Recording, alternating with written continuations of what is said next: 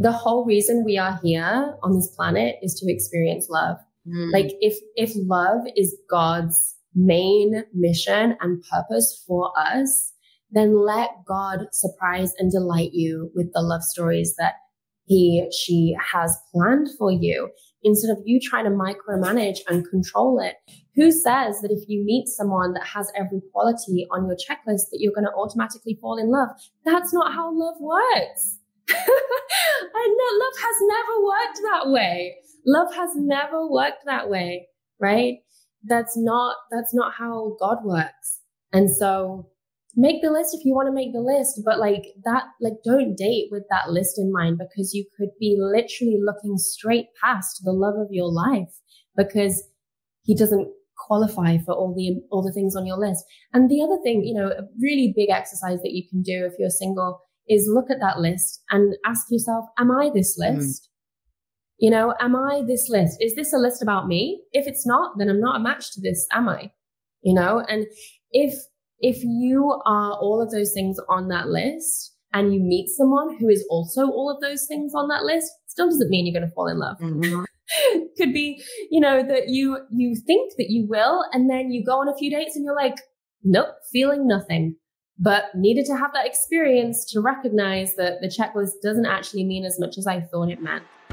Welcome to It's Not What You Think, the podcast that takes you on a transformative journey to rewrite your story of greatness and reawaken your soul's purpose. I'm your host, Celine DaCosta, a subconscious mind expert, master coach, and believer in the limitless power and magic that lives within all of us. My intention in this podcast is to propel you into your next level of success so that you are free to create the life that your heart most desires. Through deep, actionable insights, personal stories, and world-class guests, I'll provide you with the tools, strategies, and resources you need to unlock the fullest expression of who you're meant to be in this lifetime so that you can consciously design a reality that is beyond what you could have ever dreamed of. Join me on this journey to personal growth and evolution, and let's live our lives in accordance with our highest soul's calling. This podcast is your weekly check-in to help this path become more simple, obtainable, and fun. Thank you for tuning in today. And now let's dive in. Hello, beautiful soul. Welcome to It's Not What You Think. Today, I have with me Mel Wells, who is an incredible powerhouse of a woman. She's a feminine leadership and love mentor. And I have a fun little story about how I met Mel. We actually met on the internets, on Instagram. And I remember one day stumbling upon Mel because we had a mutual friend, Danielle, who posted something that you'd written, one of your love wisdom pieces. And I remember clicking on this and being like, wow, I need to know who this person is. Clicking on it and realizing that you followed me. And I was like, who's this lady? And then I followed you back. Got super into your stories and your content. And I even reached out to you. And then, of course, you reached back out to me. And I think this was about 2 years ago. What I found to be really fascinating and incredible, and we were chatting about this before the podcast, is that I keep finding you everywhere. Like after I started following you and engaging with you, I would remember like a good friend of mine would tell me that she was going to a retreat in Costa Rica. Whose retreat was it? Mel Wells. And then a completely separate friend from a completely different separate friend circle would be like, I'm going to Egypt next week. Who is it with? Mel Wells. And then a completely separate friend would tag you in something and be like, wait, you know her too? And it's just like, Mel is everywhere. So without further ado, here is Mel. We're going to talk about all things love, femininity, relationship, being a woman in business today. Mel, I'm going to hand over the mic to you. Can you share with us who are you, like, what do you do, and what are you most passionate about in life? Oh, thank you, darling. It's such an honor and pleasure to be here with you today. Oh, let me think. What do I do? I help women tap into their feminine superpowers and recognize that their feminine energy is a gift and a strength and just the most powerful move they can make for themselves in love and in leadership. So the women that I work with are priestesses, coaches, healers who are on the feminine path and want to scale their business in a way that aligns with them, or they are women who are really burned out from doing things in a hyper independent, masculine way, and they're really wanting a different approach that doesn't sacrifice their relationships or their health, that allows them to have polarity and intimacy and really juicy relationships, and also a business that doesn't feel like it's running their whole entire life.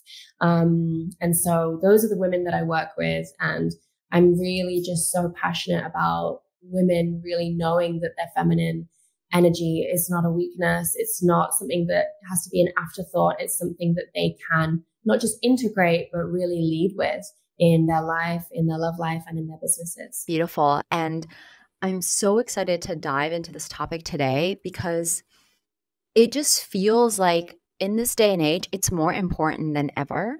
And I've been having conversations with other guests in the episode, and also with friends, colleagues, around the big, just collective energy shift that's been happening this year. At the time of this recording, it's 2024. A lot of people are waking up in a way that is they never have before, and realizing, I can't do business like this anymore.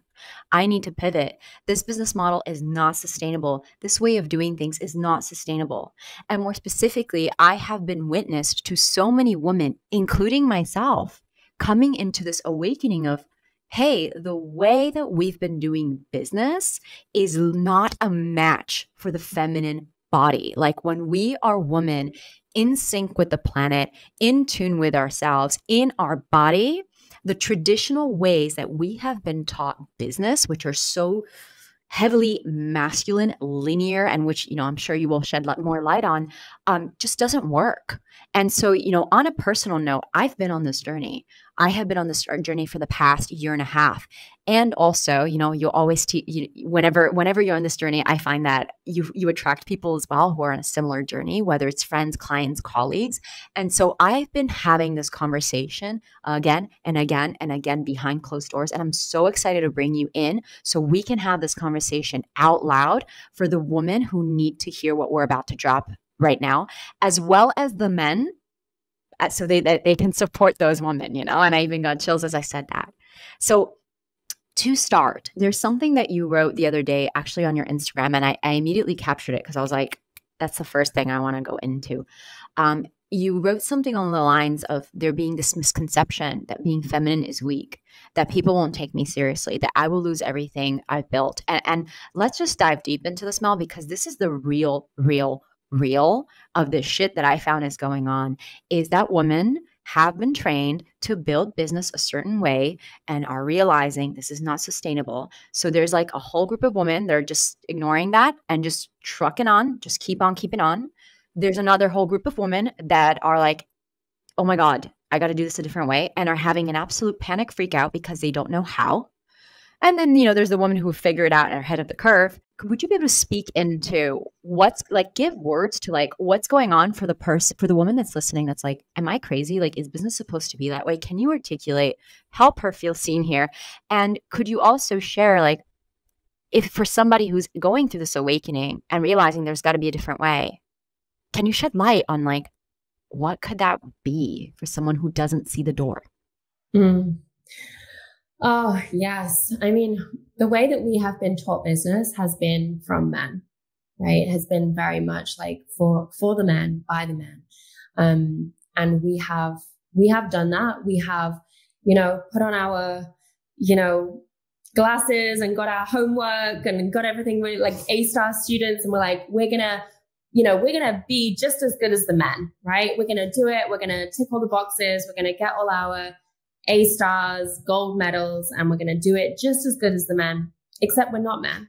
We are on 28-day cycles, or 28 to 32-day cycles with the moon, and men are on 24-hour cycles. So for a man to get up and do the same thing every day and, pursue his goals in a very linear, direct way, and go to bed and do the same thing every day, wake up in the morning and do the same thing, is a very different story to a woman who is in sync with the moon, in sync with nature, going through different seasons of her womanhood every single week, and going through a very different experience in her body. And so for a woman, we actually really thrive when we allow ourselves to honor those seasons, to actually incorporate more rest, to actually listen to the wisdom of our bodies instead of power through that wisdom and bulldoze that wisdom as if we are men. And when we do that, we start to have all kinds of hormone issues, health issues, relationship issues, because we're in our masculine energy. And so my approach to business is not just for women in business. It's a holistic approach to life. I don't believe that we have to do business in our masculine and then learn how to transition into our feminine at the end of the day. I don't buy that. I believe that if we're really going to do this work, it's integrating and nourishing our feminine across all areas of life. And how we do one thing is how we do everything. So if we learn how to lead with our feminine in our life, in our personal life, that spills into our relationship, that spills into our business. And so the feminine, we have been conditioned to believe that the feminine is weak. And this is a part of a much bigger picture of the patriarchy and conditioning for thousands and thousands of years. But actually, the truth is the feminine is so powerful that it has been suppressed. It has been diminished because it's so powerful that it is threatening to a lot of the patriarchy and a lot of the systemic ways of being in our culture right now. So instead of seeing the feminine way as weaker or less than or less accomplished, we've got to really start looking at why does my mind tell me that? Like, why have I been taught to believe that? Is that true? Or could it actually be that it is the very thing that is the most powerful aspect of me? I mean, at the end of the day, like, our life force energy, our sexual energy, our creative life force energy is literally responsible for life itself. It's responsible for creating life. It's responsible for all of our lives. And yet, when we suppress that, we try and do things in the masculine way all the time, we somehow believe that we're going to be more successful that way. And it's not true. But in order to really feel that and believe that, we don't just have to experience it. We've also got to really address what is our true definition of success. Is our true definition of success just chasing numbers and climbing ladders and getting to the top of like a triangle, like a hierarchy? Or is it time that we redefine what success really means to us as women? And I think that's where we've gotten to now. I think we've gotten to a place where we're like, even if I make all that money, even if I climb to the top of my industry, if I'm lonely, if I'm not in nourishing relationships, if I haven't fulfilled my dream of motherhood, if I haven't got a partnership that is so good for my soul, if I don't enjoy the heck out of my business, then what is the point? And so I think we're looking for a more holistic definition of success. And the way that I see feminine leadership is not a triangle of hierarchy. It's actually a circle. It's cyclical business. It's regenerative business. It's business that doesn't say, I'm at the top, I'm your boss, I'm better than you, I'm on my way to being more successful than you. It says, we're all on this journey together and we're all holding hands and we're all going there together, because the way that we're all approaching our life is from a full spectrum approach. Health, relationships. Do I get up and love my life every day? If not, let's change that. It doesn't matter how much money I'm making. If I'm not happy, if I'm not taking care of my health, my womb, if my cycle is all over the place, something is not right. And so I think women are ready to actually have a new approach to the way that they're working, and they're not willing to just sacrifice themselves anymore like we were. Mm-hmm. This is so beautiful. And, my curiosity is for the woman who is listening and really feeling the truth of what you're saying. The next question that might come up is, but Mel, how? What could it look like with this cyclical business that is honoring my cycle, that is honoring my femininity, where I don't have to unplug from my masculine and then have to like replug into my feminine every night? What could that actually look like in the real world? And I know that, in a more practical manner, there's 1,000 ways that could look like. But if you could help us to paint a picture of understanding, like, practically, what could a feminine business operate as, to really start to paint that picture and bring it alive for those who are like, I have no idea what you're talking about, but I feel like it's great, Yeah, totally. So some good questions to ask yourself are, what parts of my business are really draining my energy? What parts of my business are life-giving and that make me so thrilled every day? What parts of my business feel like obligation and shoulds? And which parts really feel like I'm doing this because I'm so lit up. I'm doing this because it's fueled by my desire and my deep yearning for this message to be in the world, or for this healing to be in the world, whatever it is. There's going to be parts of our business that, that are putting us into a state of being that is coming from obligation, coming from shoulds, coming from needing to keep up or compete or get further ahead, instead of coming from genuine love, desire, passion. And so I think identifying, like, what are the parts of business that I really love and that I want to keep, and what are the parts that drain me? A lot of the time, what I see in entrepreneurs is they're hustling because they've got this idea of where they need to get to and what they need to keep up with. And they're trying to keep up with or compete with other people that they might see online. And so that is like that kind of way of competing with other women. I think we have to look at that and be like, let's just bring the focus back on you. Like, what is so authentic to you? What makes you come alive?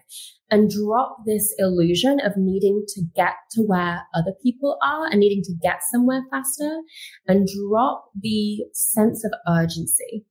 So something that really helped me relax into my feminine a lot more in my business was recognizing, if this is my dharma, if this is my purpose, if I'm creating a body of work in this lifetime, why am I in such a rush to do it all this year? Why is there so much urgency to hit these goals this quarter? Why?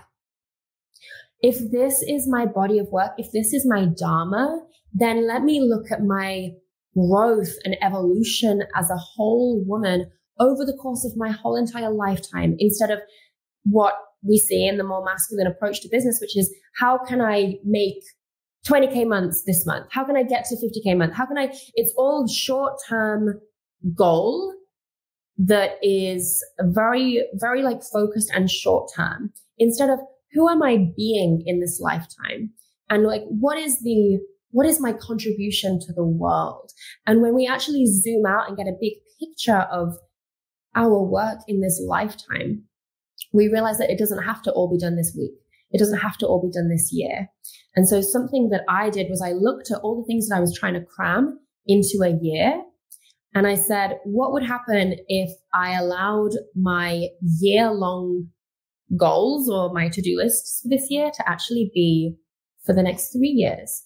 And I started just allowing myself to relax into that. Like, goals that I had for a quarter, like 3 months, I said, what if I actually made these my goals for the whole year, and allowed myself to actually relax into it, take my time, do better work that I actually felt more like I was able to really fully pour into and show up for more. And the way that I see each project now, each launch or each offering is like a pregnancy. You know, it takes time to have the seed planted, for it to grow, for it to be nourished, for you to prepare for its entry into the world. Instead of what I think a lot of the flip side of that is just kind of churning it out, which is this endless treadmill that burns us out. So those are just like a few ways that anyone with any business can start to ask themselves those questions. What is the rush? Who am I competing with? Why don't I look at my lifetime instead of just my immediate short-term future? And where is my energy being drained? Where do I feel like I'm being obligated to do things that I actually don't want to do? Where do I feel like I'm a slave to my business? And is my business and the way that it's set up actually supporting the life that I want? Or am I just working for my business? There's a big difference, right? Am I setting my business up for the lifestyle that I want? If I want to be a mother, if I want to take time off during pregnancy, if I want to only work 4 days a week, 3 days a week, 2 days a week, can my business sustain that? If not, who am I building my business for exactly? Why am I not building it for the life that I want? And so like really getting curious about what is my dream schedule? How do I really want to spend my time? If I'm to really feel into my ideal balance of work, like let's start with the end in mind instead of what I see a lot of people do is when I get to this level of business, when I hit this income goal, when I have finally launched this, then I'll relax, then I'll soften, then I'll be in my feminine. But it's, as we know, it's this endless pursuit. It's this goalpost that keeps continually moving further and further and further out. And that's exactly what happened for me. I had my first 50K month back in 2018 after I had launched a new book into the world. I'd run a 300-person event, both of those things back to back. And I'd done a TED talk and I hit all these goals that I thought, oh, these are these massive goals. And I literally felt like if this is what success feels like, I don't think I want it. Like if I'm going to continue the pursuit of more goals and my goals are going to get bigger than this, I can't continue to put my body through this. Like it's not worth it. I'd rather be happy and enjoy my life than hit all these goals and not know why it feels empty. And empty is a strong word, but what I mean is I was hitting all these goals. I had this money that was there in the bank that would come in, and my feminine was so undernourished that I literally felt like I needed to go on vacation for a week to recover from my successful month. And I was like, I'm pretty sure this is not what it's meant to feel like. But if it is, I think maybe I'll do something else, because I don't think this is worth it for me. This is not the kind of mother that I want to be. I definitely don't want to be in this energy when I'm a mother. So why am I doing it now? You know what I love about your journey, Mel? I didn't know these pieces, and what I'm registering in real time is just so many similarities. I remember I did my TED Talk in 2019. I had just published a book as well. Then had a TED Talk late 2019, and then in February 2020 hit my first 50K month. And I actually had a similar trajectory of literally hitting everything that was on my vision board within like 3 years of starting my business, and then hitting this point where I was scratching my head like, what else? Like bigger, more, another book, like another thing, like what? I don't get it. I have like the Forbes logo, the Business Insider logo. I have it's like all on my website. My website's like pimped out with all these really cool logos. I have the TEDx talk, and now the money's coming in, and I'm like, awkward. What else? Right? And then like COVID came and gave me something else to panic about. You know what I mean? So it was like, bought me time of continuing to be in the hamster wheel. It's like, no, I have something else to like focus my panic on. But I'm saying that jokingly, but like it's for reals, and everything that you're saying, like, and the point of this what this podcast does is like, I don't want to just talk about the broad stroke stuff. Like I want to go in like to the point where it might be a trigger warning, like to really get to the real, honest, raw stuff based on your experience of everything that you're saying. What, like when you're saying, you're asking these questions and you're saying like, what's the rush?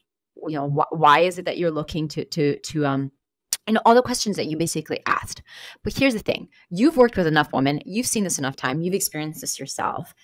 Everyone has their own situation. But if you were to like call it out, why are women doing this? What is the rush? Why is it that they're like going? Why is it that they're keeping themselves on a hamster wheel from just like a behavioral pattern that you've observed show up again and again and again? What is it that you have seen? Why? Why are they doing this? We have been taught that our worthiness lies in our masculine, in our achievements, in our accomplishments, in how successful we are as we measure up to the masculine ideal, because we live in a patriarchy, because that's what we've known, because so many of us are disconnected from the feminine. We don't value the feminine as much as we should. We value the masculine traits. We value the masculine qualities. And so a lot of us have grown up, you know, really gaining love through achieving and gaining approval through achieving. And so this can start in school. This can start very, very young. Like if I do well in life, if I get my gold star, if I achieve, if I'm successful, I'll get love. I'll get approval, not just from my parents, but from the world and from myself. And then we start to tell ourselves the story that for us to really reach our highest potential in this lifetime is about how much we achieve, instead of what potential really is, which is about our soul and about our spiritual journey and about, you know, our deeper purpose, which is not just all about work. It's about how we love. It's about how we heal. It's about how we show up for our family. It's about the lessons that we have to learn. And I think we get so caught up in, I mean, I don't want to say material success, but like success that is all about, like achievements, accomplishments, kind of looking a certain way or feeling like we have made it, that we're too kind of focused on that and not really focused enough on our inner world and on what is like, how is my mental health? How's my peace? How's my relationships? Like, not just have I achieved everything on my vision board, but like, how does my life feel every day? Do I feel like I'm living in my dream life? Like, does it feel the way that I expected it to feel? And so I think that's what's going on, to be honest. I think we've really devalued the feminine in a lot of ways, in a sense of like, even, you know, the feminist movement that most of us are familiar with celebrates women in positions of power, but it doesn't celebrate feminine power. And I think there's a difference in that. And I think it's time for us to celebrate feminine power, and it's time for us to celebrate women in their feminine power, not just women in positions of power. Because women in positions of power who don't acknowledge or prioritize or heal their feminine energy are going to be in those positions of power and feel depleted and burned out and not nourished and out of whack and all of these things. So we are definitely ready for a shift. It's time to really put our feminine energy at the forefront of everything we do. And that includes motherhood. That includes honoring mothers in the workplace. That includes designing businesses that have motherhood in mind. That includes incorporating the importance of our menstrual cycle and maternity leave and, you know, really like paying attention to our body wisdom, our intuition. Like all of this is like our deep inherent feminine wisdom. And instead of what we have at the moment in a lot of workplaces, which is seeing someone, you know, having their period and like kind of being like, oh, that's weak, or, you know, that's pathetic, or, you know, oh, is she on her period? You know, oh, she's acting a certain way. She must be on her period. You know, instead of really honoring the truth of like menstruation is like a gift. It's like, that is your deep feminine wisdom speaking through you. Like that is the process of death, rebirth, shedding, awakening, like deep crone wisdom of the feminine. Went on a little tangent there, but I could go on. I could keep going. I know. There's many rabbit holes we can run down into. So to continuing pulling this thread, I love what you're saying. I don't love that it's happening, but it's important that we're talking about it out loud.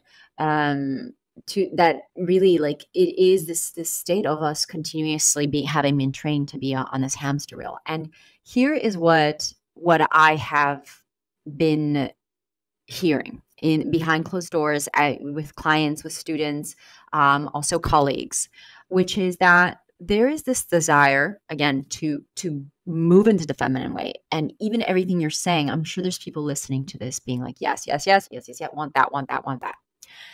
One of the biggest obstacles that I have found, especially for women who are mothers, especially for women who do not have partners to support them in the household, is they will continue to do what they're doing in the masculine paradigm because it makes them money. And there is a fear that if I'm being, or if I'm doing it in the feminine way, if I am doing it basically the way that you're saying, number one, how do I do that? Which you've already answered. But number two is, then how do I make money? Because I know how to make money this way and it's paying my bills and everything's getting covered. But not everyone can, quote unquote, afford to maybe like take a step back and reconfigure their business and figure out how to do it the feminine way. And I think that's a huge fear that a lot of people aren't talking about. And so I'd love to hear your thoughts about that, about to the woman who's like, I'd love to, but I need to pay my bills. Oh, like, come on, practical place. Like to that woman, what can we say to her to help her understand, number one, to help her see the how this actually, because I know, that in this place, there is even more profitability. There's a lot of things that are available here that aren't available there. But to the woman who doesn't know that yet and is like, yeah, well, what do I do about all my bills? And I have 2 kids and I don't have a partner to support me. What does she need to hear right now to like really see what the pathway is?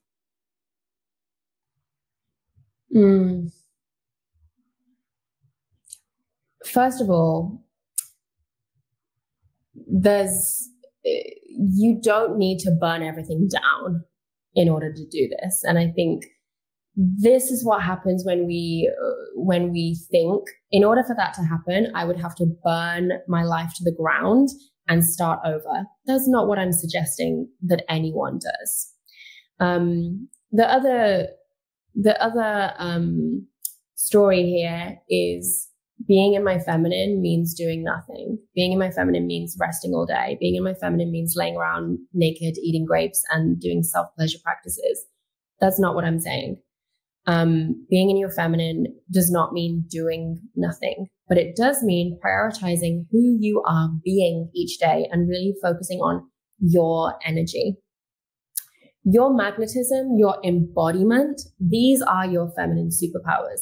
And both of these things get shafted, for want of a better word, when you are really in your masculine, hustling every day. So you don't need to burn everything down to the ground in order to do this. You just have to start making these small shifts every day. I'm not saying abandon the masculine entirely. I'm not saying abandon the way that you're doing business. I'm saying look at where your energy is being drained.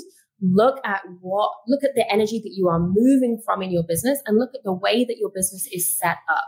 You can absolutely keep a hold of some of your ways of making money to help you feel more safe while you start to reimagine a new way, while you start to build out new ways of being, new ways of doing things in your business that are more aligned.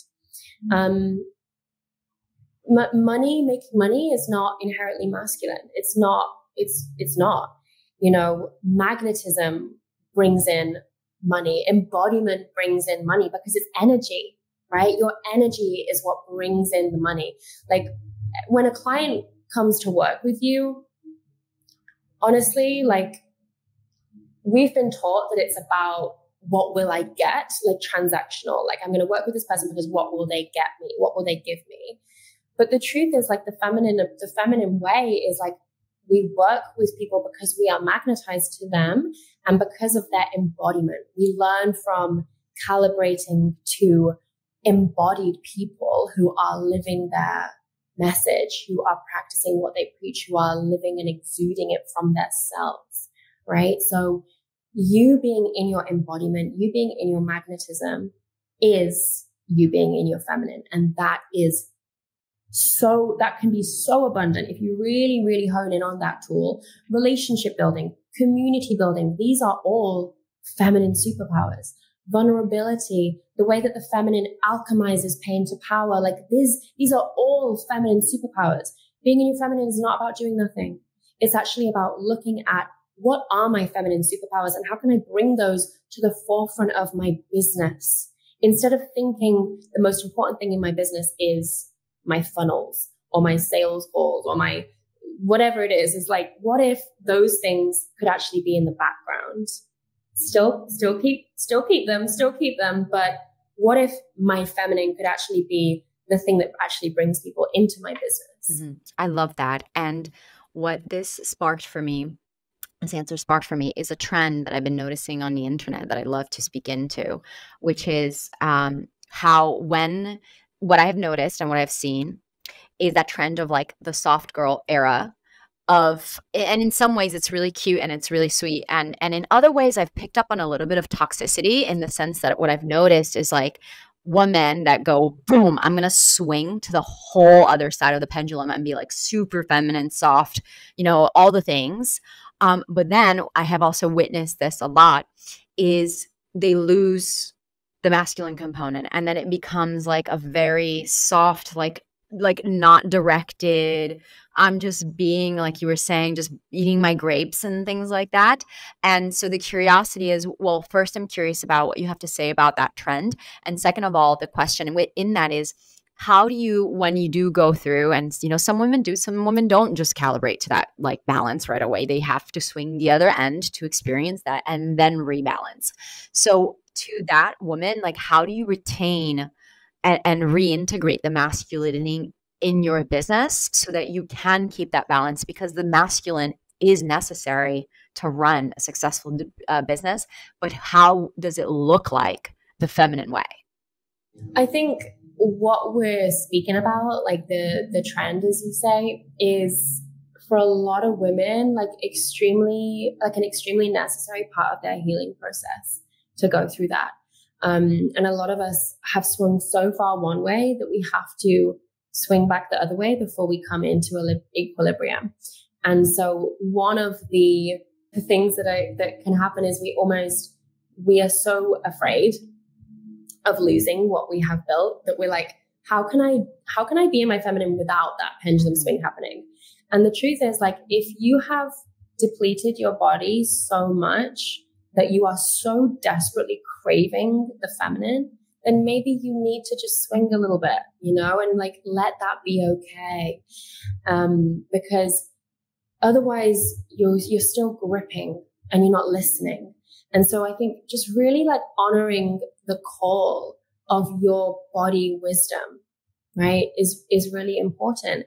And I think if we experience that pendulum swing, whatever you lose, whatever you perceive to be losing in that, you are going to rebuild in a new way. You're going to rebuild in an integrated way, right? And the great thing is about being an entrepreneur, being a business owner, is you can design your business to support you. So if you are still gripping onto old ways of doing business that you don't enjoy, that don't align with your values, that don't feel good for your soul, why are you trying to grip onto them? Why are you trying to hold on to them? It's kind of like, why are you trying to hold on to an old relationship that you know is out of alignment for you? Because you're just too afraid of being without it because you don't want to be alone. Well, isn't it better to be alone and then call in something way more aligned and call in like a partner that's a way better energetic match? Of course. Like, yes, you're going to be alone figuring it out for a while, but you're going to grow so much in that period. So sometimes you have to re-examine and sometimes you have to reimagine a new way.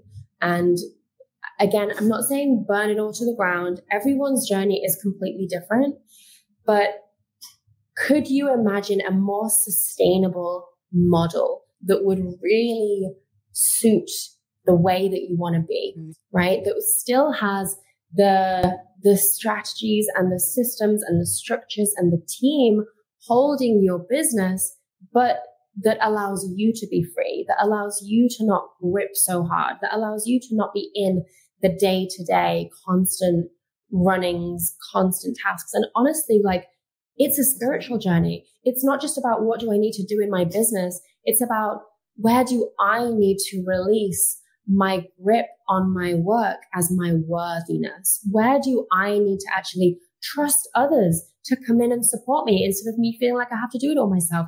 Where do I actually need to relax into a softer approach to launching instead of this has to hit a certain amount or I'm a failure? Like, it's all spiritual work. It's all inner work. So it's not just about certain tweaks that we can make in our business. It's about our approach and the way that we relate to our businesses. I love that. And I love that you brought in this piece around it being the personal work and the inner work. I remember a few years ago, I went to Business Mastery by Tony Robbins, and he was like, business is a spiritual journey. And I was like, okay. And then I realized the truth behind those words. And it's become clear to me, even as I've gone through, it's been 8 years that I've been in business, and I've gone through a few pivots.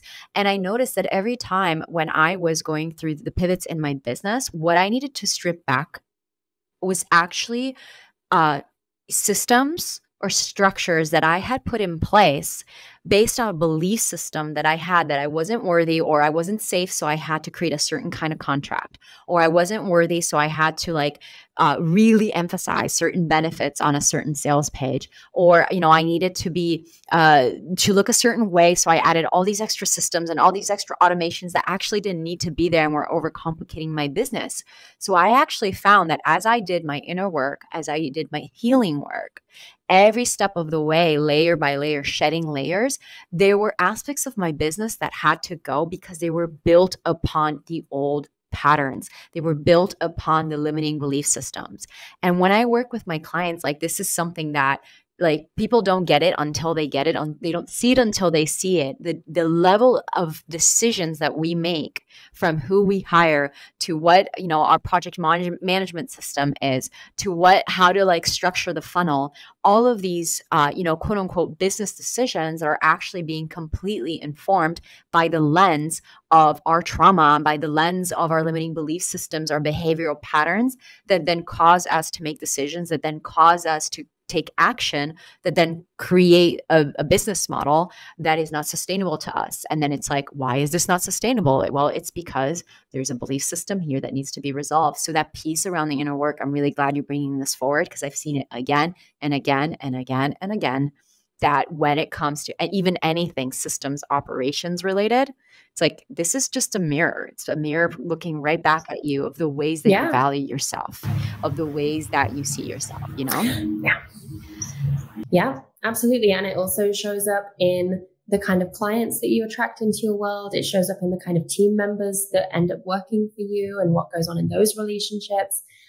It shows up in every part of life. And so honestly, trusting your intuition in business is step one of being in your feminine in business.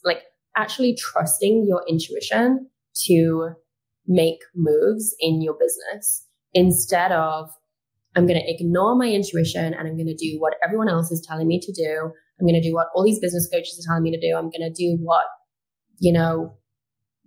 what is the trend, or what I've been taught in this funnel, or whatever it is, instead of what do I really feel called to do? What is my intuition telling me to do? That is that gets to be your compass. And I want to add on to that, because I personally learned a huge lesson around this. So I'm going to call myself out and add to this, because yes, I 100% agree with this. And also intuition, not to be confused with impulsivity.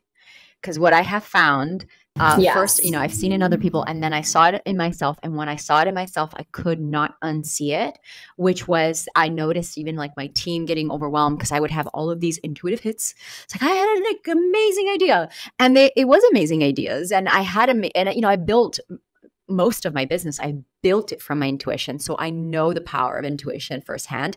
But I also notice, and I want to say it to anyone, if anyone needs to be called out right now, calling myself out first, but for anyone who relates, is that level of, do not confuse it with impulsivity of, oh, I had an intuitive hit, therefore I need to go impulsive and I need to go act on it now.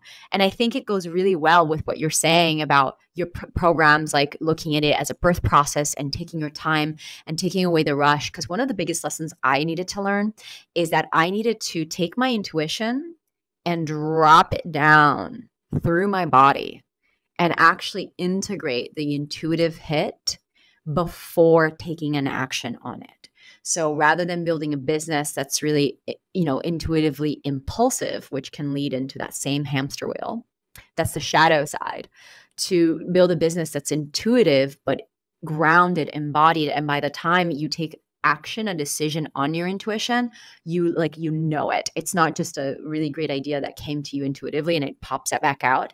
It's like a no, I know. And it's a very different energetic shift to go from intuition, I had a great idea, like, oh my God, this is so amazing. This is so amazing.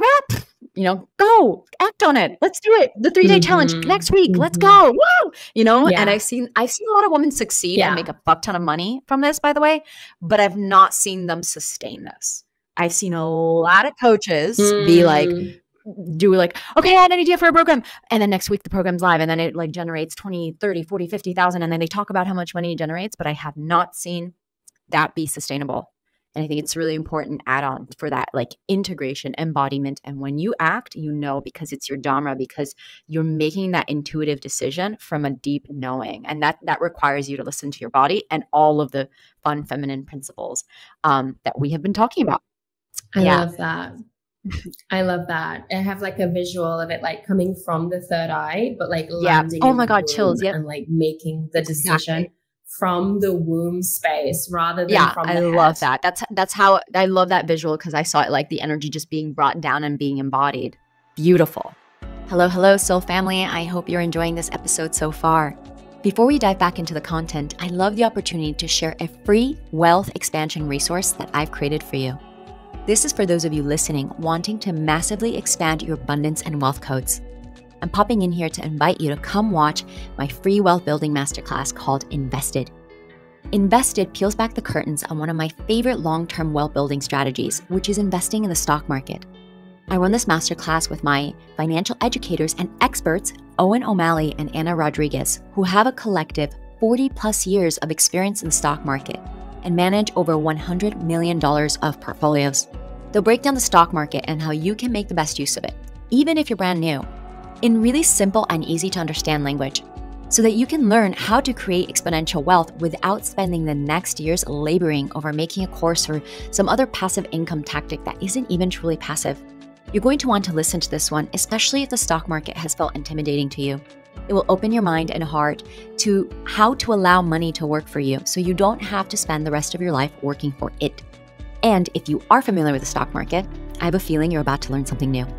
If listening to this excites you, to receive access, you can go into the show notes or type in the link selenacosta.com/invested.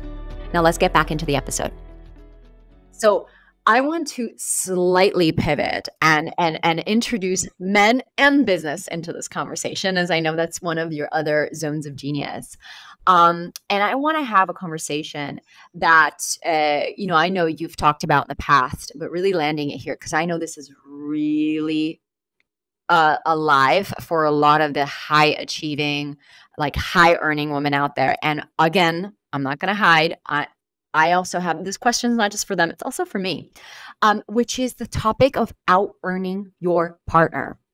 And Mel, I've got to tell you, I personally haven't cracked this one. I read the books, I've listened to the things, and I recently had an experience where I was in a relationship where I was out-earning my partner.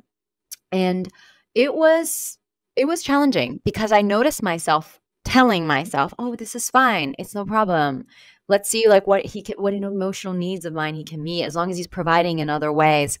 But you know what? It bothered me. That there was always a budget and that, we would go out to dinner and I didn't feel like I was being taken care of in that way. So, I'm opening this up for me, but also because I know that there's going to be I've had so many conversations because I'm friends with a lot of extremely high achieving, high earning women.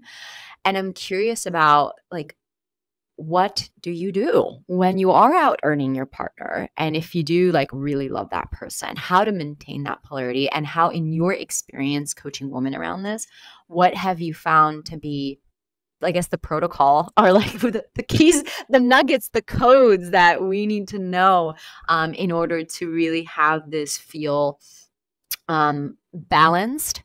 And also, I'm going to be a little cheeky here.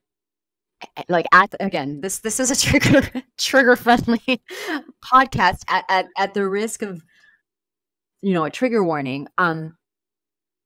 How okay is it? Like, well, maybe the word is not how okay is it? It's like, what if you do just want to be, what about the woman that just does want to like be provided for in that way and does not want to, be in a dynamic where she's out earning? And how statistically that might be more difficult as they go up the ranks, So anyways, over to you. I know this is it's a juicy, hot topic. Yeah. Yeah. This is so juicy, and this is one that I have known very intimately in my own life over many years, and also with my clients. Like basically every woman that I work with at a high level is out earning their partner in some way. And I know a lot of the single ladies that I work with, they don't want to be out earning their partner. And this is a big conversation, and it's really big in our generation, because I think we're probably we are the first generation of women in this era to be out earning partners in a massive way. And so first of all, I think this is very common. It's very normal. It's nothing wrong with you. In fact, hey, it's like a amazing part of your life where you are an ambitious woman who has created an epic life and have resources. And I think that's a beautiful thing. Now, when it comes to partners, I think each woman has to really consider, how important is it to me that my partner earns more than me? And what is underneath that? Is it that money is really, like, a partner with money is more important to me than other things on the list? And if it is, that's cool. You have to be really honest with yourself about that. What are the most important things to me about a partner? And if you are with someone, if you're already in relationship and you've fallen in love with someone who makes less than you, then the question that I have for you is like, are you falling in love because of money? Or is the reason that you're falling in love have nothing to do with money? And so the work that I do with women at that kind of 7-8 figure level, who are in marriages and relationships with partners who are not making anywhere near them, they're holding it against them. And I ask them, like, why did you fall in love with this person? Like, has it gotten, like, does money make people fall in love, or is it a part of a checklist? And so I personally believe when we fall in love, let love have its way with us. Like, our great love stories are not built upon checklists. They're built upon connection and true love. And so, there's obviously there's a big conversation around women needing men to out earn them. And I think it again ties into this thing of feeling like money equals masculine, and being a provider equals being a financial provider. And the truth is, like, a man having provider energy is a man in his healthy masculine energy. A man can be in his healthy masculine provider, protector, warrior, king energy and not make as much as you. Is that enough? Is that okay? And this is a question that every woman gets to ask herself. And it's again, like, what is the most important thing to me? Because there's a lot of, you can find men who are out earning you, who are maybe making tens of millions, hundreds of millions, but the likelihood of them being connected to their heart, not workaholics, on a spiritual path, you're attracted to them. Like, there's a lot of other things that for me have become more important than does he make more than me? And for me, as a woman who is on a spiritual path, who is very in her heart, who wants a big family, there are other things that have come at the top of that list that have beat out earning me. And that's just the truth. So I have been with men who have earned more. And in my experience, they've also been workaholics, and that doesn't work for me either. So I think it's all a question of, like, what do we really value the most? And I think sometimes the women that I work with, what I notice is like, we think that we want that, but actually like our values are actually other things. You know, like we actually, like a lot of women would prefer to be with a man who is deeply in his heart and on a spiritual path than a man who's not and who makes boatloads of money.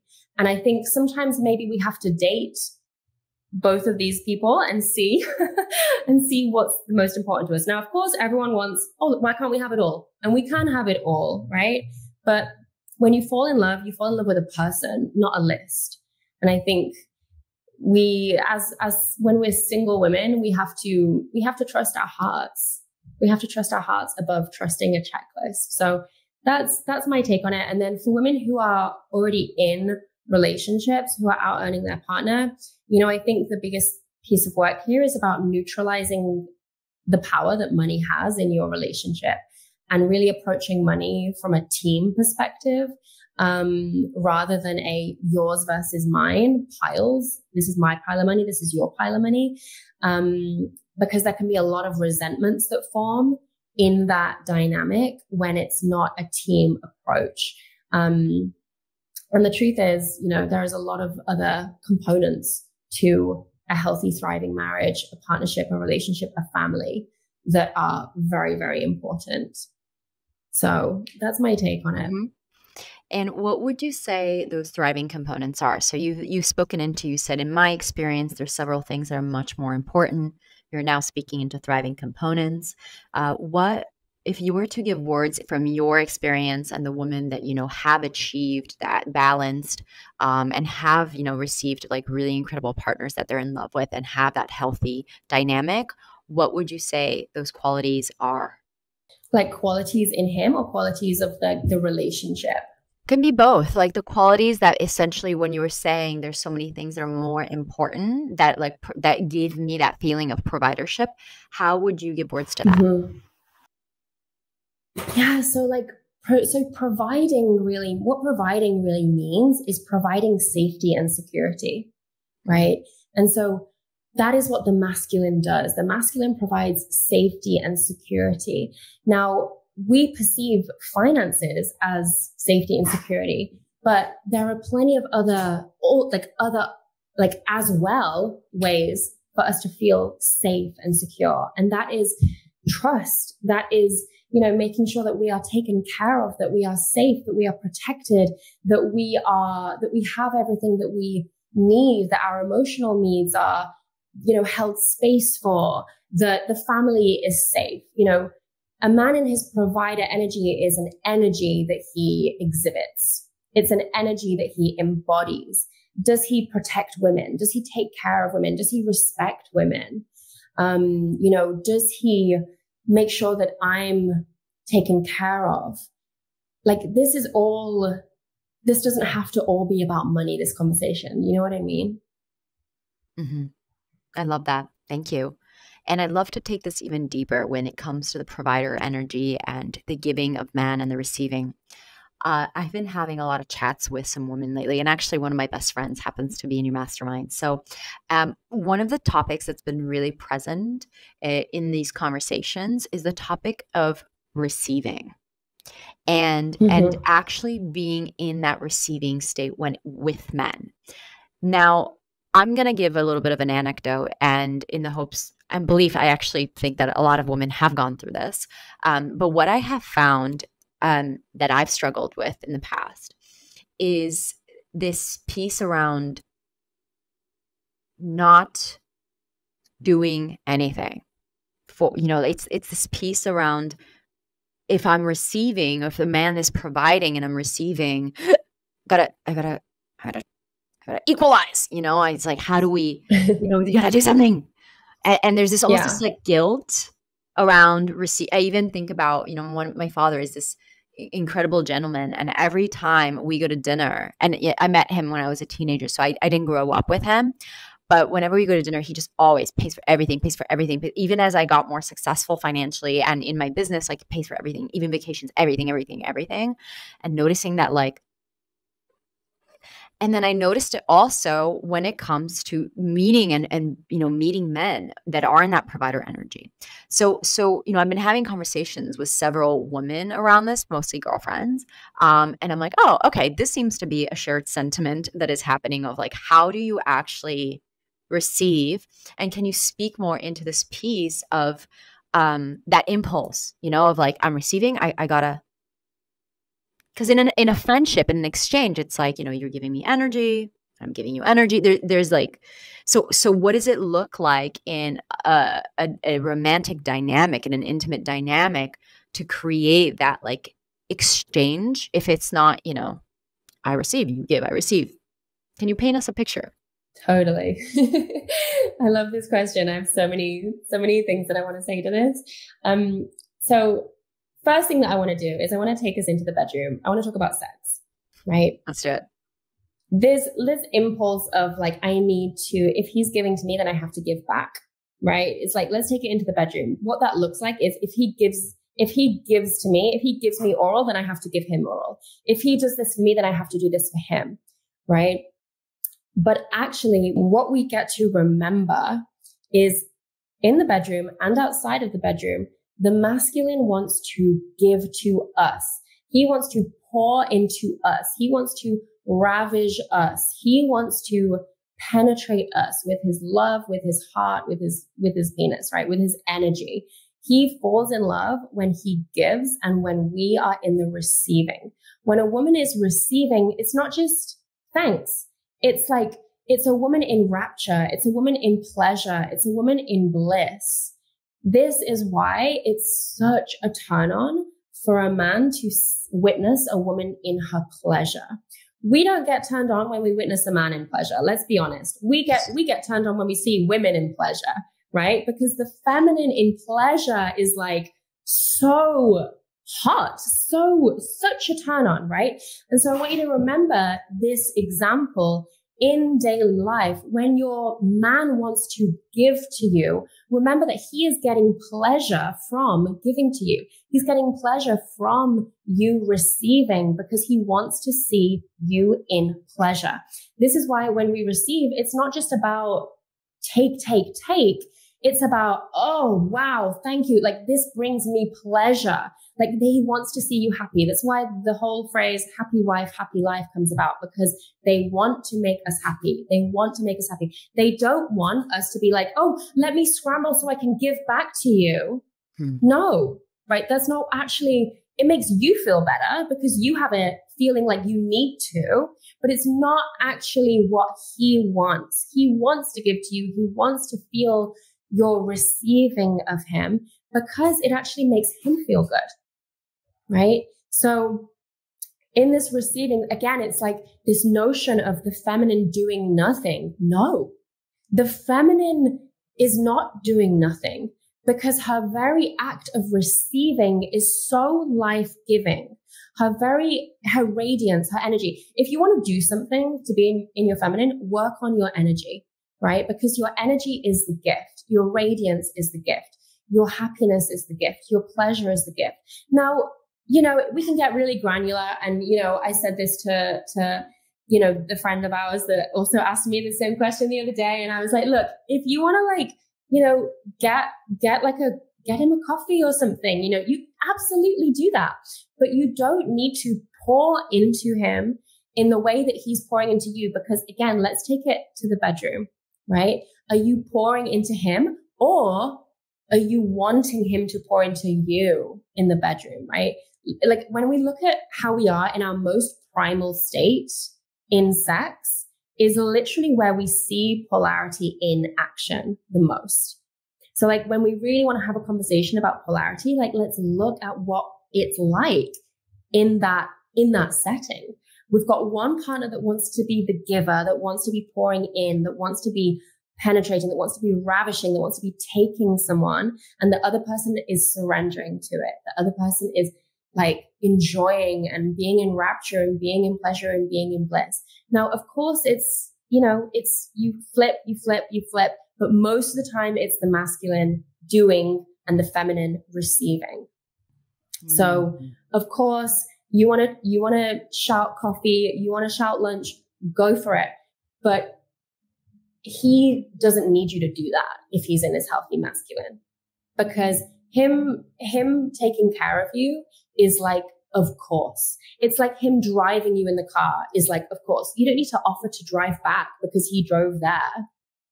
You know what I mean? It's like his taking care of you is what he wants to embody if he's in his healthy masculine. Right. Now, obviously, when you're talking about long-term relationship, when you are married, building family, then it's different. Then everything becomes about a team. But in the courting phases, in the dating phases, let him pursue you. Let him take care of you. Let him be that masculine energy so that you can be in your feminine. Don't be acting like his wife before he's put a ring on your finger. I love that. And you know what really stands out, and I think it's important to underline, highlight, circle, is when he's in his healthy masculine. Right. I know that from my own personal experience and stories, you know, that is not the case. But when there are men that are not in their healthy masculine, when there is the man that is like, okay, I gave, like, and now, yeah. But I think what's really cool about what you're sharing, and what's really helpful about what you're sharing, is that that's actually the filter. That's how you spot them as well. You know, in addition to your own personal embodiment, you can spot them through actually seeing that genuine authenticity behind I give, and that is the pleasure, as opposed to the shadow version of I give to get. And that's how you can really spot this is healthy masculine, and this is unhealthy masculine. So that's what I love about that. Yes. Share. And this is why, like, bringing that money piece back in, this is why it's more important to look for healthy masculine energy than it is to, in my opinion, than it is to look for income, because a man can have a certain level of income, but not be in his healthy masculine energy. Mm-hmm, mm-hmm. Yeah. And to also look at the feminine piece. Here's another piece that stands out to me, because the same way that it's important to look out for that healthy masculine, and that healthy masculine really wants to give, really wants to provide, and he receives from witnessing a woman in her pleasure, is also for the woman and healthy feminine. What I've noticed is, and this is something I've picked up just from observation, that there is also a subtle, sometimes not so subtle, but most times quite subtle energy of entitlement that can come in from the woman who where there is an expectation of he should pay for me, where there is an expectation of he should do this because, you know, I've noticed it. I lived in Bali for many years, and now I live in Ibiza. So it's like the land of like the feminine goddesses, not all integrated. And I've noticed a lot of unintegrated behavior around, I am this like gorgeous feminine goddess. I'm in my feminine, like, now serve me, like, now it's your turn to like give me pleasure because I am here to receive it. So I love if you could speak into that. I think it's important, the same way that now we have the tools, even listening to this, to be like, let's spot the healthy masculine. Like, here's how we spot it. I think it's important to also give women tools to be like, hey, let's spot ourselves when we're like crossing the line from healthy into shadow, you know? Yeah, I love this question. Well, you know, I do a lot of work around teaching the feminine archetypes, and the archetype of the queen is like the ultimate like feminine in her power, right? Feminine leadership. That's why my mastermind is called the Queendom, because it's all about embodying the qualities of the healthy archetype of the queen. The shadow of the queen is entitlement, superiority. I'm above you, right? And we have to be careful with this, because anyone that does have a lot of queen energy has to also check her shadow, right? And just with any of the archetypes, anyone who has a dominant archetype, and whether that's mother, lover, queen, there will be the shadow present. And so I think that entitlement and expectation is something that we get to really look at, because that can be a really repellent energy. And it can also attract in not such healthy dynamics, right? If you think about like a woman who's in the shadow of the queen in this entitled energy, it's almost like I'm better than you. I expect you to kiss my feet. I expect you to worship the ground that I walk on because that's what I deserve, right? And the truth is, when a woman knows what she deserves, it comes from a much more loving and healthy place, right? I know what I deserve. I know what I desire, but I'm not entitled to it. I don't expect it from everyone. And if I don't get it, I'll be okay because I know how to give that to myself. I love that. So it's really like and even for the woman who might be crossing into that entitled shadow, what would you say are some like nice questions for someone to check themselves? I think when we are dating, I think every person that we meet, every man that we date, or every suitor that we are being courted by is not a checklist. They're a human being, right? So instead of immediately ruling someone out because they, maybe didn't get the check on the third date, right? Give that person a bit of grace and actually try and connect with the human being and the heart, right? Not just your checklist. Like when a woman is dating and she's literally dating with her checklist in her head, she's not in her heart. She's not in her body. She's in her mind with all the shoulds, right? And the truth is every single man that you meet, including the man or woman or, person that you become in a long-term relationship with, everyone, you're not going to find a perfect human being, right? Everyone's going to have their humanity. Everyone's going to have their quirks, their traumas, their shadows. And so do you, right? So we're trying to find this perfect human being, but we're not perfect, right? And so can we give people a little bit of grace if they're not showing up as the perfect divine masculine warrior king of our dreams every single time? Because that is also a little boy in there, right? That is also someone's son, and that is a full human being. So a bit of grace, a bit of compassion for our humanity. And no one's entitled to do anything just because you've decided it's what you deserved, right? You're not entitled to that, right? So you command yourself from your place of inner power and leading from your heart and see who you are a match to. If you're leading from a place of entitlement, if you're leading from a place of superiority, if you're leading from a place of you should, see what you attract from that energy too, right? It's all an experiment. It's all about we attract what we are. So try showing up in that entitled energy and see what you attract, and you'll see for yourself. I love this. And something that's come up a few times that feels important to highlight is this concept of the checklist. I had a personal experience with it where years ago, I used to just constantly make a list. What's the perfect man that I want to manifest? And all those super detailed manifestation checklists. And I know I've heard so many times people talk about, and I made a list. And then 3 days later, there he goes. And he showed up. And I've heard enough of these stories to see some of them work out. Most of them not really.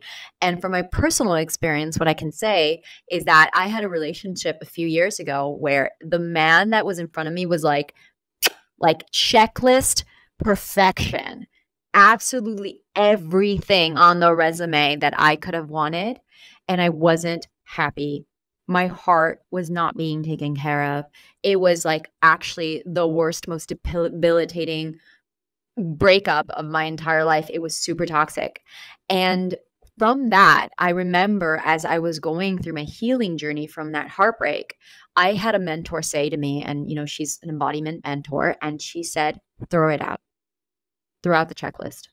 Stop it. Get rid of it. It's just something for your mind to latch onto. And she said, instead, focus on who you're becoming and focus on the top qualities you desire from this man. And for me, it was open heart, kind, open heart, empathic. The second quality, and my dad, it was a mix of her advice and my dad. My dad said, Just focus on 4 things. That's all. And then throw everything else out. The 4 things that are most important to you. And for me was that. It was the heart. It was that he's on purpose. He's got his mission and he's clear on that. The third one was flexibility in life to travel, because that's a really, really big, important one for me. And the fourth one is a family man. And when I just focused on those 4 things and I chucked the whole list out the window, what I realized is that I started attracting men. And at the time, I took a 2-year break. I was abstinent for 2 years, which I talk about in the podcast as well. But even when I started dating, even before, just my friends are like that now. My male friends embody those qualities. The men I date embody those qualities. I recently had a relationship with a man that was absolutely beautiful and ended beautifully as well, embodied those qualities. And I realized, like what you're saying, when I really started to focus on that heart piece and how I wanted to feel and how I wanted to be held and seen, it completely changed the game. It completely changed the caliber of man I was attracting. And that list, like, I don't even know where the list is, but it doesn't matter. And for me, it's like, let God surprise me, like surprise me. You know what I want better than I do.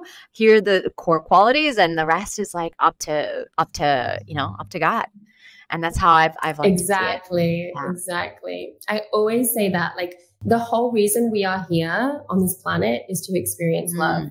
Like, if love is God's main mission and purpose for us, then let God surprise and delight you with the love stories that she has planned for you, instead of you trying to micromanage and control it.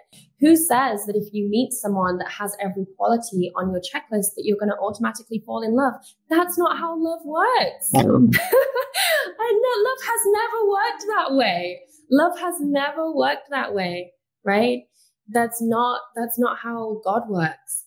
And so make the list if you want to make the list, but don't date with that list in mind, because you could be literally looking straight past the love of your life because he doesn't qualify for all the things on your list. And the other thing, a really big exercise that you can do if you're single is look at that list and ask yourself, am I this list? Am I this list? Is this a list about me? If it's not, then I'm not a match to this, am I? And if you are all of those things on that list and you meet someone who is also all of those things on that list, still doesn't mean you're going to fall in love. Could be, that you think that you will, and then you go on a few dates and you're like, nope, feeling nothing, but needed to have that experience to recognize that the checklist doesn't actually mean as much as I thought it meant. So trusting your heart, trusting your body is the main piece here, honestly. And I really love that advice of just like throw it out and focus on qualities. Now, again, qualities is different than what has this person got or what has this person done. That's not qualities. Qualities is, what does this person embody? What are his values? That is a different conversation than, has this person earned more than me in his life so far? Or is this person 6'4" or whatever it is that we have on our checklist? Like, these are not qualities and values. And so really coming into like, what are the most important values that I embody, that I lead my life by, therefore I'm a match to. I love this. So we have covered business, we have covered love. The last piece I want to touch on is motherhood. And specifically, I know this one's a huge rabbit hole and a whole podcast episode on its own, but to really, complete the trifecta of what we've been speaking into, something that I know that is near and dear to your heart is motherhood and how to be a mother as well in business. And I want to specifically speak to what we were talking about before this podcast, actually, which is there's been a lot of women in my circle, in your circle. There's a lot of conversation right now for the mamas to be of, how do I mom-proof my business? Like, how do I actually make motherhood something that is compatible with business? Because so many times, and in the past, it hasn't been. It's like either you have to choose one or you have to be really, really stressed out in both. So I'd love if you could share with us your wisdom on the women who are having this inquiry. I am a mom to be, or I want to be a mother. Even mothers right now, they're like, I'm a mom now. I have a business. It ain't working. How do you mom-proof your business? What are the questions that need to be asked? What are the actions that need to be taken? Would love to hear your insights on that. Yeah, totally. Well, the first thing is to know about pregnancy and postpartum and motherhood is your energy is not going to be consistent, let's say.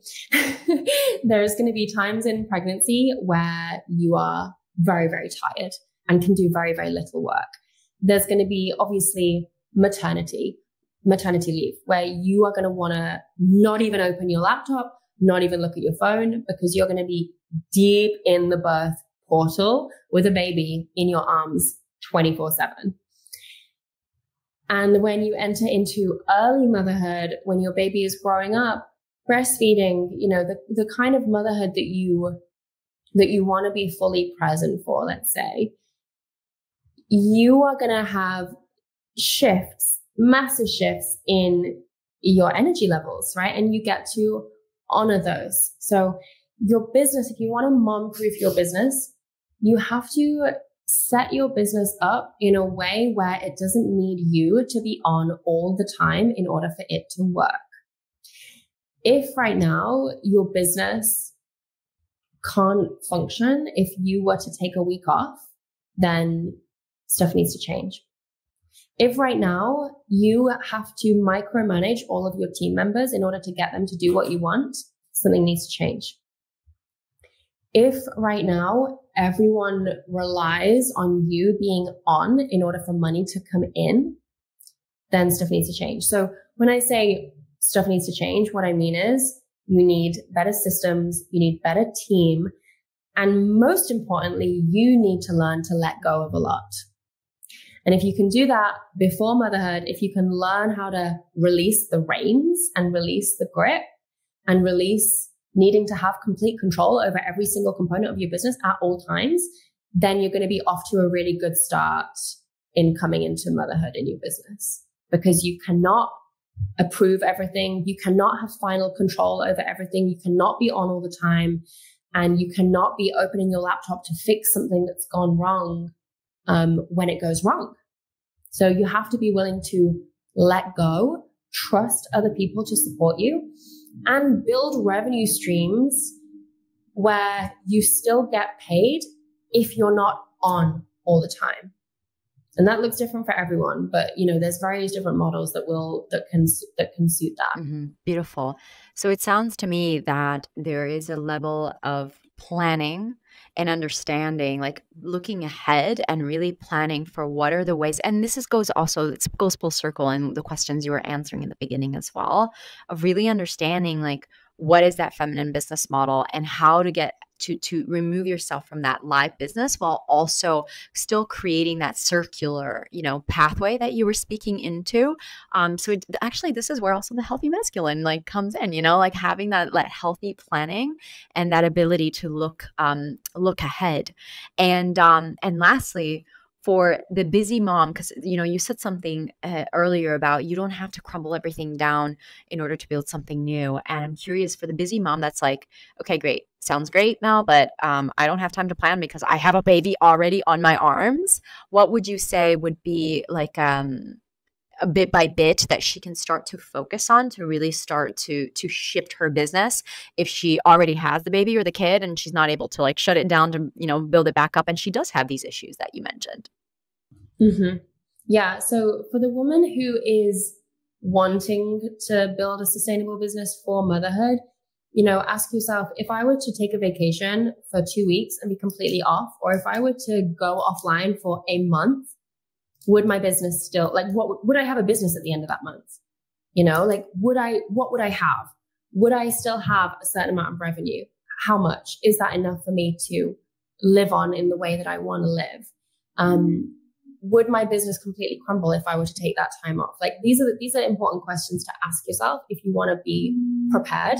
Now, all that being said, when you become a mom, you go through the biggest psychic, spiritual, psychological, physical transformation of your entire life, So you are going to be a completely different woman. So don't be surprised if when you become a mother, you want to burn it all down and start from scratch anyway, because you are completely different. So just want to throw that out there.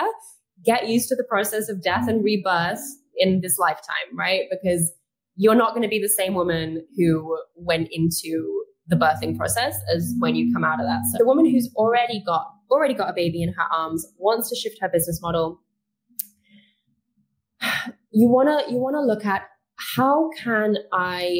what can I set up that allows my business to that allows my work to work for me without my live energy needing to be there, right? So if all of your income is relying on you showing up for calls and that's all you've got capacity for right now, great.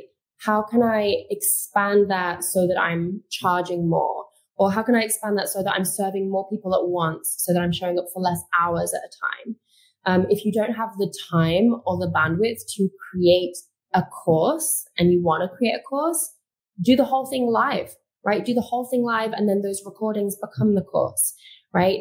Work with your energy and look at if you have a lot of things going on in your business and there's certain things that are not working and there's certain things that are working, go with what's working already. Don't try and fix something that's not working, because that's going to take even more of your energy, and all of that energy could be going on your baby and your early motherhood. Like if you're in the trenches, focus on what's working and expand that and amplify that. Mm-hmm. I love it. Okay. Well, that was my last question for now.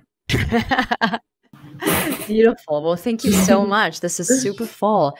Business, love, motherhood, and the themes that I'm really seeing here. It's quite simple. It's understanding what's right for you, what's right for your body, what's right for your nervous system.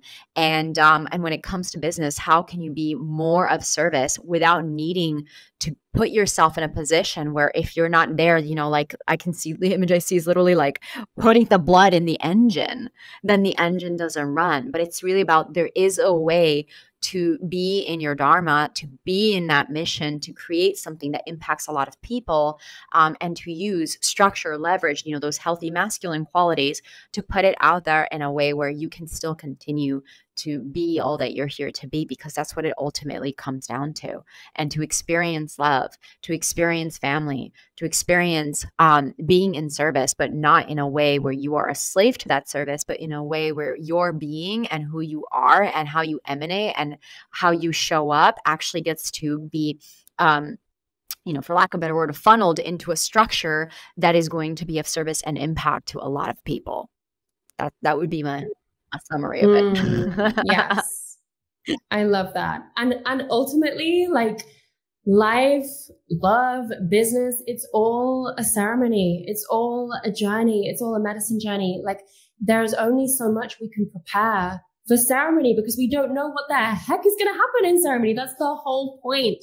So again, like surrender, like letting life, love, business surprise you and take you on a journey instead of you needing to know the next step every step of the way. And what I also love about that when you share it is just this leaning back into the entire context of your life, rather than it being what you said, yes, the monthly income goals or even the yearly goals that you need to hit. What happens if you just lean back and trust the context of your life and what you're here to create over a lifetime, when it comes to, even the women out there who don't yet have their partners or who don't yet have a business or have a business and feel like they want to burn it down, like whatever stage that you're in, listening in, what would it look like to actually lean back and understand that you're like on this magnificent magic carpet ride?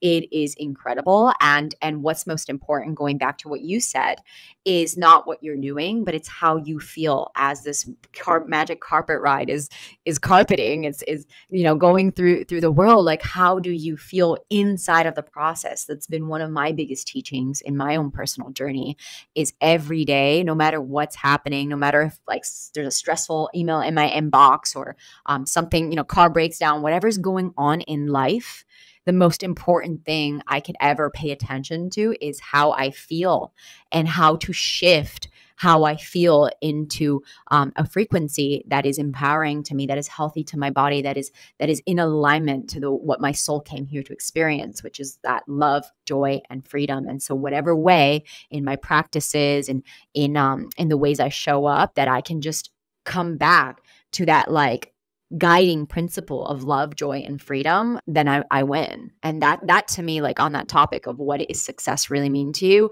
that's what it means to me. It's that experience of living in love, joy, and freedom as I create the work that I do, as I relate to my friends, as I come into, partnership, and everything that I do. The quality of my success is what percentage, or like how much of the pie chart is actually full of those emotions. That to me feels really good.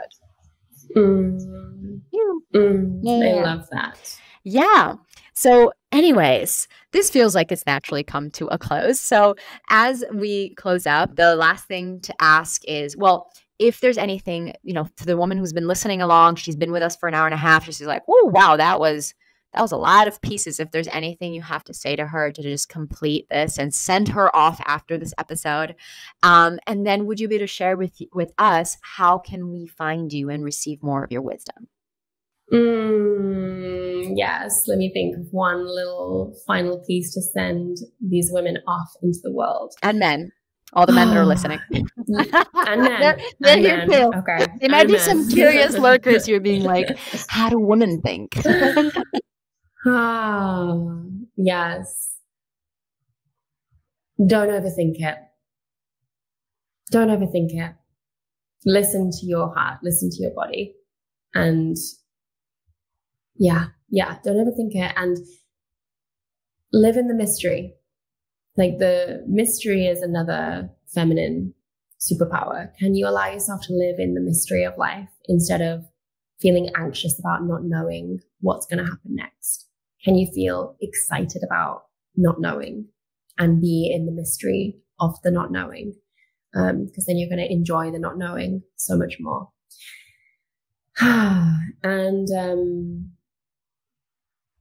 for everyone that wants to come hang out, learn more, be a part of this conversation and this movement with me and my epic women and clients and sisters that I walk with in life and love and leadership, come hang with me on Instagram at I am Mel Wells. And if you want to check out my offerings, my main one is the Queendom, which is my inner circle mastermind for female entrepreneurs who want to grow in a feminine way and also feel so nourished in their love life at the same time.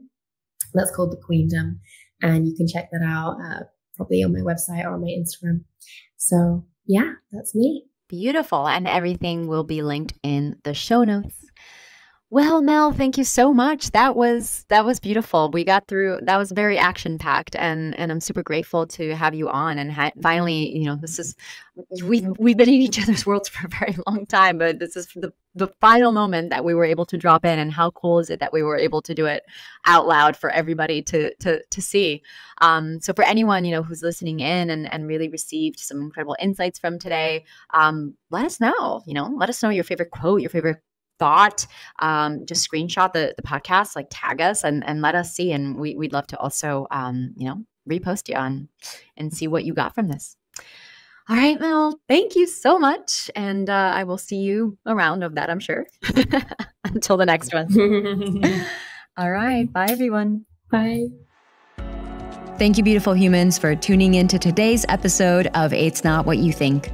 If you loved what you received today, make sure to subscribe so that you don't miss out on future episodes, and leave us a review on Apple Podcasts, as it helps us reach even more amazing listeners like you.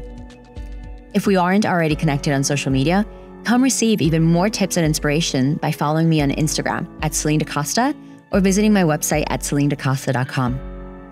After listening to this episode, I invite you to take a few moments to reflect. What stood out to you? What were your key takeaways or breakthroughs?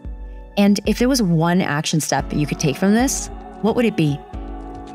Thank you again for joining me on this journey. I'm sending you so much love, and I can't wait to connect in the next episode.